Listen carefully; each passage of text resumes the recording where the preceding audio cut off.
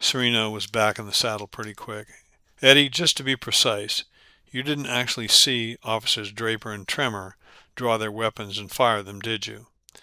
Yes, sir, I did. More shit, more shouting, more banging of the gavel. Judge Methuselah was bleating at me again, the old goat. Edward, the court wants to know if you really actually saw the defendants fire their weapons at Mr. Muro. No, sir. Moaning, groaning, snickering around the courtroom. The judge said, Mr. Sereno, please proceed and try to be quick about it.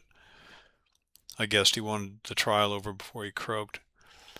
Yes, sir. Sereno looked back at me. Eddie, Chuy Muro was standing with a shotgun in front of two Caucasian boys. Sir? I didn't want to make a mistake. Caucasians, white boys, as you say. Sereno was getting impatient. English speaking, I said. Somebody laughed. Yes, English speaking. Did you have reason to believe he intended to shoot them? The Caucasians. Yes, Eddie, the Caucasians. No, he wasn't going to shoot. Objection, speculation, conclusion by the witness. Sustained. Mr. Sereno. Eddie, how can you be sure of that? I told them what I'd told Sereno before, that Chuy was giving the white kids orders about what to tell other white people later, about the race prejudice stuff, and he wouldn't do that and then shoot them. Plain logic. Lots of whispering in the audience. Jean was smiling at me. Things have been pretty good between us again since I agreed to testify. That was going to change. So you heard Jesus Muro, the deceased, essentially instructing the two young men to go back and tell members of their white community what to expect in the future. Is that correct? Listening to Sereno, you could tell he loved the sound of his own voice. His mouth was a little too wide, a little greedy, and his lips were thin and cold. He had a natural gap between his two front teeth, a sign you couldn't trust him. Yes, sir. Thank you. Sereno turned toward the judge, then the jury, then asked the question without looking at me. What was the next thing you remember? A voice yelling at Chuy through a bullhorn. Someone calling out to the deceased. Yes, sir, but he wasn't deceased yet.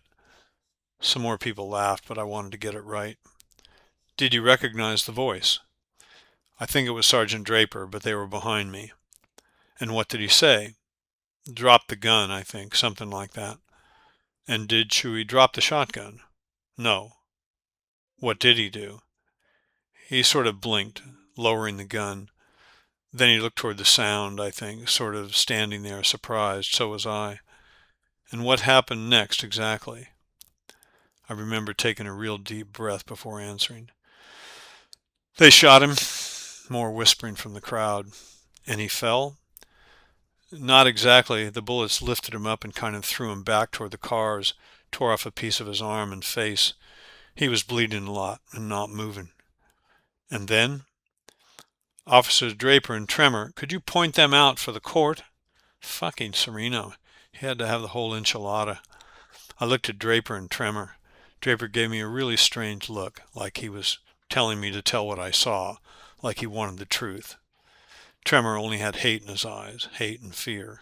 Pointing, I said, those men at the table. Let the record show the witness indicated the defendants. Go on, please. They came out from the shadows behind me, from between two of the cars.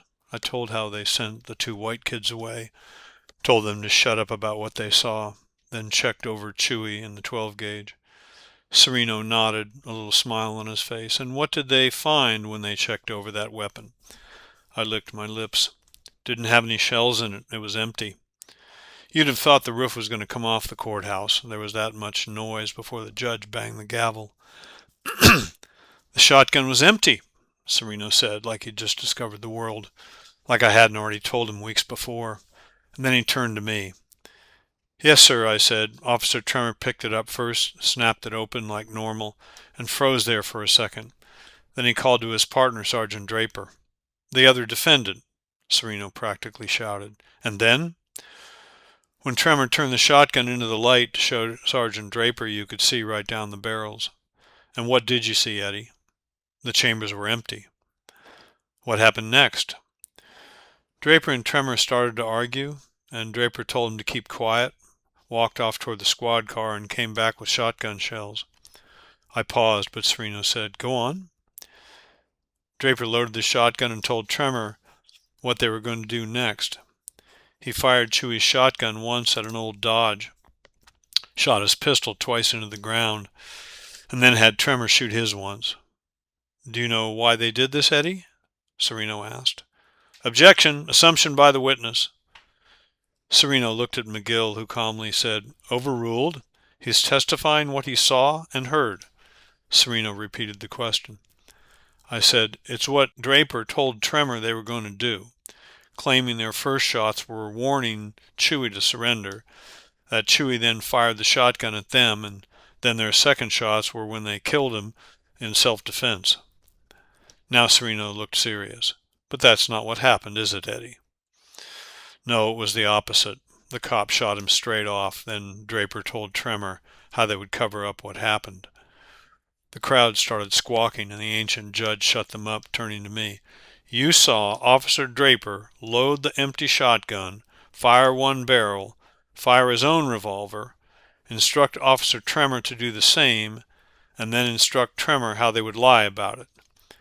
"Yes, sir, that's what I meant before when I said I didn't see them shoot their guns when they killed Chuy, but I saw them shoot after." More moans and whispers. Sereno again. "Did they see you watching them?" "Not so as knew it." "No?" "No, sir, I was under the car." "Go on." "Well, when more cops showed up, Draper told them the cover-up story." Gene's face, watching me from the crowd, showed something I'd only seen once, when I hit a home run for our team in Little League. Draper and Tremor watched me too, and so did the jury and judge. Sereno watched them. I didn't feel like a hero, though, more like a skunk begging for his dinner while the world looked on and called him a skunk. After summing up my version, Sereno said, "Then the defendants concocted a chain of out-and-out lies to tell the other policemen, is that correct?" This was never going to be right. Not for Chuy, not for Draper or Tremor, and sure as hell not for me. A dozen people in that court would have cut my nuts off just on general principles. "I guess so. Yes or no, Eddie, are these the facts as you know them?" "Yes, I saw it happen." And I did, but I should have kept my mouth shut and saved my own ass.